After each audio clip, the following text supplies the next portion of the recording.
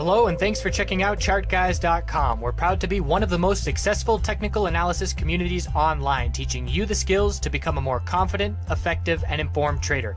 Join our community of hundreds of analysts worldwide working together to learn the charts, generate profit, and achieve financial independence. Sign up for a 1-week free trial, no credit card required, for access to daily live chart analysis and market coverage, a thriving chat community, along with dozens of hours of exclusive educational materials.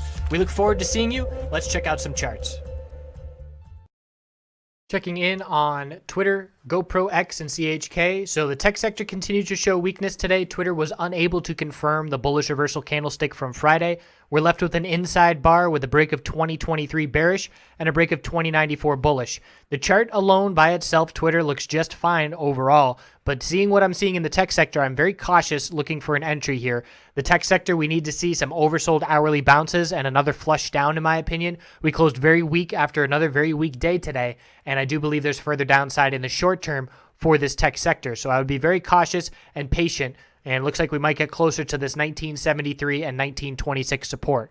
Weekly time frame trying to hold exponential moving averages for the bulls here to remain in control on this weekly chart, and really anything above 1926 does keep the higher low pattern intact, but have to be watching XLK, that tech sector overall, because Twitter is certainly subject to a correlation there. GoPro, there's the bear break we were looking for.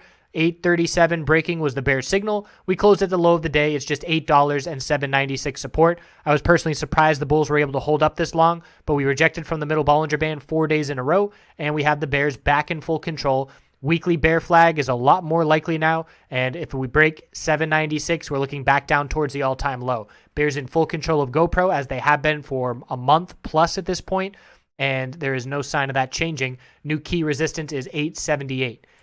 X on the daily time frame, bullish follow through, but a bearish reversal gravestone doji. We've seen plenty of upper wicks the last few days with continuation, but considering the market weakness we saw today, I do believe we will be seeing some healthy pullback. Support is 2981. We'll look for a higher low to form compared to 2791, so a lot of wiggle room, and we will look at the next support after 2981 down at 29 psychological.